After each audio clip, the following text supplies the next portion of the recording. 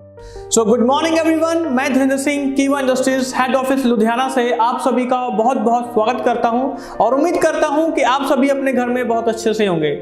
दोस्तों, आज का जो टॉपिक है वो एग्रो प्रोडक्ट्स के ऊपर बेस्ड रहेगा, लेकिन जो आज हम प्रोडक्ट करने वाले हैं उससे पहले एक जो रोचक जानकारी है वो मैं आपके साथ शेयर करना चाहता हूं।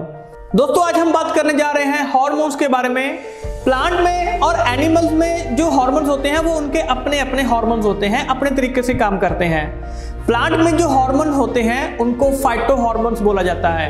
ये जो हार्मोन होते हैं ये रिस्पॉन्सिबल होते हैं प्लांट की ग्रोथ के लिए, जैसे बीज होता है, सीड होता है उनकी ग्रोथ के लिए, फूल होते हैं, फल होते हैं, उनकी ग्रोथ के लिए ये रिस्पॉन्सिबल होते हैं। आइए जानते हैं कि प्लांट में जो हार्मोन्स होते हैं वो किस प्रकार के होते हैं। जैसे जो पहला हार्मोन है उसका नाम है ऑक्सिन। ऑक्सिन जो प्लांट में होता है ये उसकी सेल डिवीजन में काम करता है। अब सेल डिवीजन में मतलब कि जैसे कि हम इंसान हैं, हमारी जो बॉडी बनी हुई है वो सेल से बनी हुई है, बिलियन ट्रिलियन सेल से बनी हुई है। इसी तरीके से जो प्लांट होते हैं, पेड़ पौधे होते हैं, इनमें भी सेल होते हैं, ये भी सेल से बने हुए होते हैं। तो ये जो ऑक्सिन होता है ये सेल डिवीजन का काम करता है, क्योंकि सेल डिवीजन अगर अच्छी होगी तो प्लांट की जो ग्रोथ होगी वो बहुत अच्छी होगी। और ये जो ऑक्सिन नाम का जो हार्मोन है ये प्लांट के सबसे ऊपरी भाग में होता है। तो हमें पता चल गया कि जो ऑक्सिन है वो किस तरीके से काम करता है। अब दूसरा आ जाता है दोस्तों जिब्रेलिन। ये जो जिब्रेलिन नाम का जो हार्मोन है ये प्लांट के जो फ्रूट होता है उसके साइज के लिए रिस्पॉन्सिबल होता है। अगर जिब्रेलिन नाम का जो हार्मोन है अगर इसमें कमी आ जाए या गड़बड़ होनी शुरू हो जाए तो जो फल होता है, जो फ्रूट होता है, उसका जो साइज होता है वो ज़्यादा बड़ा नहीं हो पाता है। लेकिन अगर जिब्रेलिन अच्छी मात्रा में मौजूद है तो फ्रूट का जो साइज है आप खुद देख सकते हैं कि कितना अच्छा साइज जो है वो होना शुरू हो जाता है। इस पिक्चर में आपको आसानी से दिखना शुरू हो जाएगा, राइट। और साथ में अब हम बात करते हैं तीसरे हार्मोन के बारे में जिसका नाम है इथाइलिन। इथाइलिन जो होता है वो गैसियस फॉर्म में होता है, यानी कि वो गैस के रूप में होता है प्लांट के अंदर। अब इसका काम क्या होता है, फल को पकने के लिए ये जो इथाइलिन होता है ये रिस्पॉन्सिबल होता है। अगर फल पक नहीं रहा है यानी कि इथाइलिन नाम का जो हार्मोन है वो अच्छे तरीके से काम नहीं कर पा रहा है, उसकी मात्रा अच्छी नहीं है। और अगर फल को पकना है तो इथाइलिन नाम का जो हार्मोन है उसकी मात्रा जो है वो संपूर्ण हो चाहिए। जितनी भी एक पौधे को, जितनी एक फल को मात्रा चाहिए उतना इथाइलिन उसमें मौजूद होना चाहिए।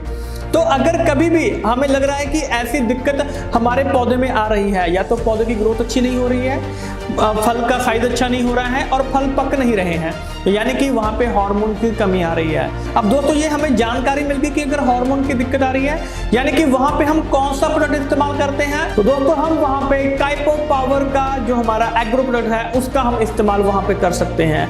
दोस्तों बात करते हैं काइपो पावर के बारे में कि इसके अंदर क्या क्या चीजें मौजूद हैं। देखिए जो काइपो पावर है इसमें FTR नैनो टेक्नोलॉजी का इस्तेमाल किया गया है और साथ ही में ये ऑर्गेनिक है और नॉन हजार्डस है, यानी कि इसका कोई भी नुकसान नहीं है। और दोस्तों काइपो पावर में एक अच्छी क्वालिटी का जो प्रोटीन है, अमीनो एसिड्स हैं, विटामिन हैं और मिनरल्स हैं, ये सभी चीजें इसके अंदर मौजूद हैं, राइट। अब जैसे इसके जो मेन इंग्रेडिएंट है उसके बारे में बात कर लेते हैं। जैसे कि इसमें जिब्रेलिन है, नटाका है, विटामिन्स हैं, अमीनो हैं और ह्यूमिक है, तो ये सभी चीजें इसके अंदर मौजूद है। आइए अब देखते हैं कि ये काम कैसे करता है। देखिए बिल्कुल सिंपल है। बेसिकली जो पावर होता है, काइपो पावर है, ये प्लांट में ट्रांसपोर्टेशन का काम करता है, ट्रांसपोर्टेशन को मेंटेन करता है। अब ये ट्रांसपोर्टेशन कैसे होती है, देखिए जो जाइलम होता है प्लांट के अंदर, जो जाइलम होता है उसका काम होता है कि जड़ों से लेके पौधे के जो पत्ते होते हैं, जो लीव्स होते हैं, वहां पे उन्होंने मिनरल्स को और पानी को वहां तक लेके जाना होता है। वो ट्रांसपोर्टेशन वहां से कर रहा है, यानी कि जड़ों से लेके पत्तों तक जो ट्रांसपोर्टेशन हो रही है उसका काम जाइलम कर रहा है। और जो फ्लोएम होता है उसका काम होता है कि पत्तों में अब जो खाना वगैरह बन चुका होता है उसको बाकी के प्लांट के सभी हिस्सों तक पहुंचाने का काम करता है। तो हमें आसानी से पता चल गया कि ये कैसे काम करता है, यानी कि ये बेसिकली प्लांट के अंदर जो एक ट्रांसपोर्ट चल रहा है, खाने को इधर से उधर लेके जाने का जो काम चल रहा है उसको ये मेंटेन करने का काम करता है। तो दोस्तों अब बात करते हैं काइपो पावर के बेनिफिट्स के बारे में। देखिए बिल्कुल सिंपल है, जैसे कि ये प्लांट की ग्रोथ के ऊपर बहुत अच्छा काम करता है। जो भी हमारी फसल है उसकी जो ग्रोथ है वो अच्छी होनी शुरू हो जाती है। जो फल का साइज है वो बड़ा होना शुरू हो जाता है। जो फल है वो लंपी नहीं होता है, सॉफ्ट नहीं होता है, जैसे कि आपको इस पिक्चर में दिखाई दे रहा है।